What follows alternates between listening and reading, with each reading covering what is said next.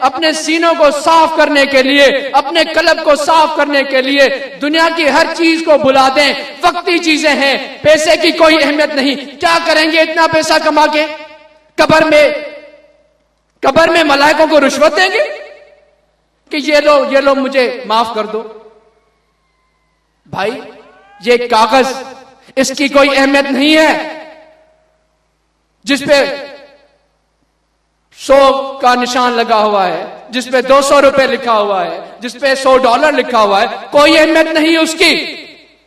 اگر کس کی اہمیت ہے تو جو میرے مرشد اس در انگلی لگاتے ہیں نا قلب میں، یہ نوٹ چلے گا ادھر، یہ نوٹ ادھر چلے گا. اس نوٹ سے تمہاری مغفرت ہوگی، اس ذکر خداوندی سے تمہاری مغفرت ہوگی. کیوں؟ جب تم ذکر کرتے ہوئے نماز پڑھتے ہو تو تم اللہ کے حضور میں موجود ہوتے ہو. جب تم ذکر کرتے ہوئے بازاروں میں جاتے ہو، تمہارا چلنا عبادت ہے، تمہارا کاروبار کرنا عبادت ہے، تمہارا بیٹھنا عبادت ہے، تمہارا سونا عبادت ہے، تمہارا گفتگو کرنا عبادت ہے. تمہارا ہر وقت ہر پل اللہ تعالیٰ کی محبت، اللہ تعالیٰ کے جلوے کے اس حضور کے لیے، اس کو حاصل کرنے کے لیے چلتا رہتا ہے. تم اس کی تڑپ میں رہتے ہو تو اللہ تعالیٰ کی توجہات، اللہ تعالیٰ کی نظر، اللہ تعالیٰ کی رحمتیں تمہارے ہر قدم پر موجود ہوتی ہیں. تمہارا دل ہر وقت اللہ کی تعالیٰ کی یاد میں ہوتا ہے. تم ہر وقت ثواب کماتے جاتے ہو.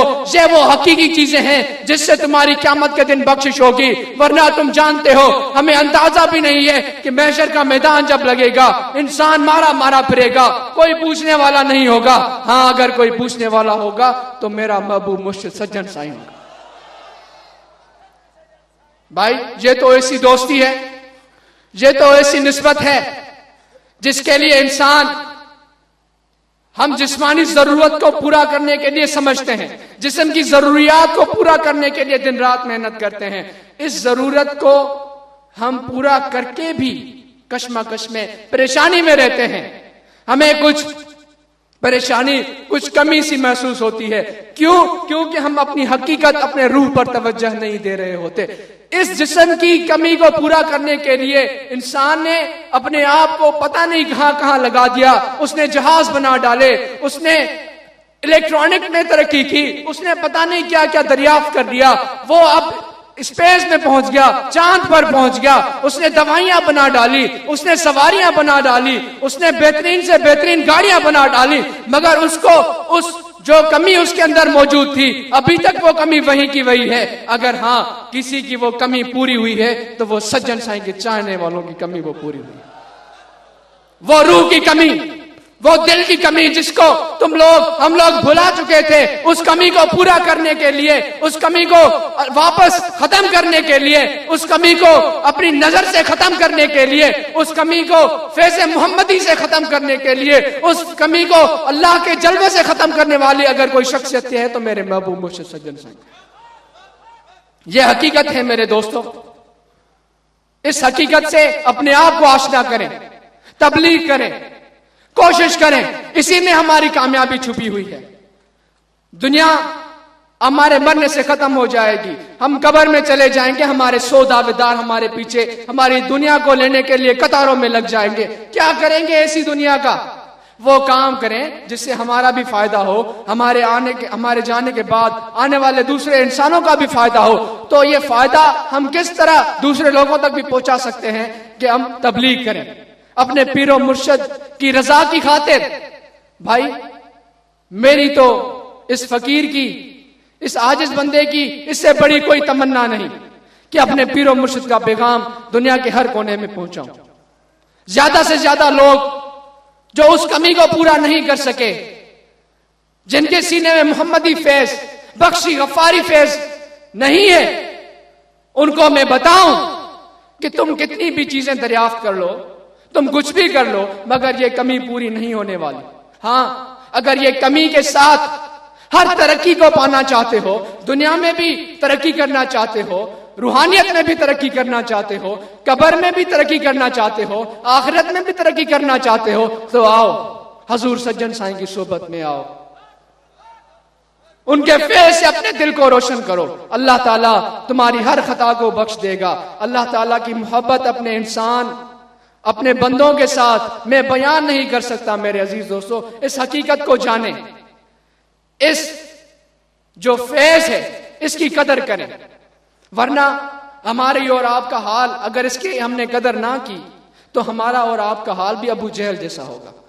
جس جاہل کو پتا بھی تھا، اس ابو جہل کو پتا بھی تھا کہ خدا کے نبی، خدا کے پیغمبر یہاں پر موجود ہیں، اس کو یہ پتا تھا، اس کو علم تھا، وہ اس حقیقت سے آشنا تھا، مگر اس نے اپنی اس حقیقت کو بھلا دیا جو اس کے دل کے اندر موجود تھی. اس نے دنیا کی حقیقت کو اپنے گلے لگایا، اس نے اپنے آپ کو خدا کے عشق و محبت سے دور رکھا، بتوں کی پوجا کی. نبی کریم صلی اللہ علیہ وآلہ وسلم کی حقیقت کو جاننے کے باوجود اس سے انکار کیا.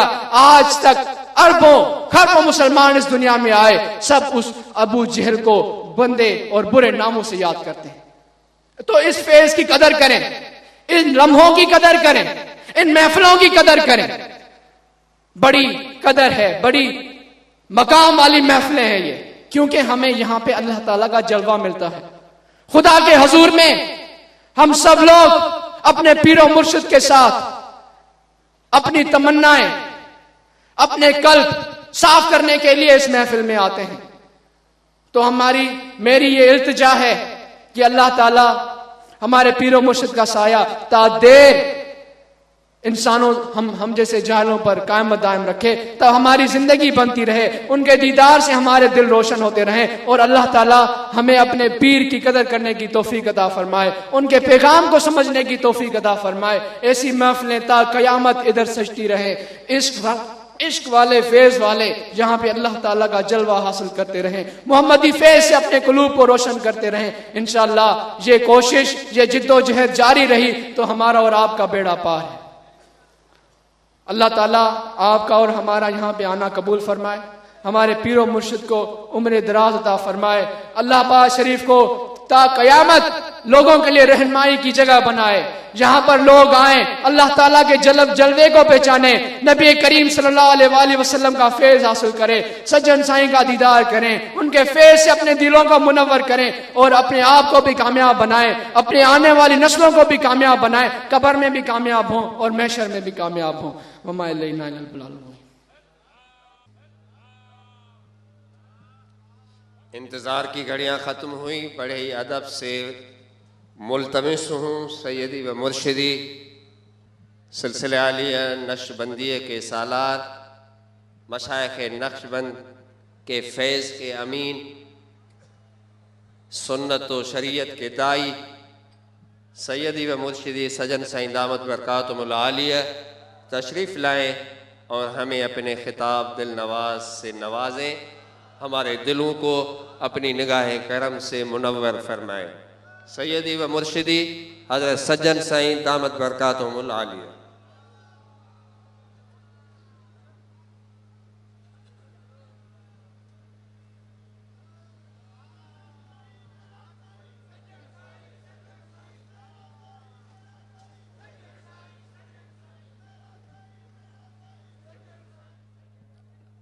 نحمد و نصلی علی رسولہ الکریم. اما بعد فاعوذ باللہ من الشیطان الرجیم. بسم اللہ الرحمن الرحیم. الذی خلق الموت والحیاة لیبلوکم ایکم احسن عملا. صدق اللہ مولانا العظیم. وقال اللہ تبارک و تعالی فی شان حبیبی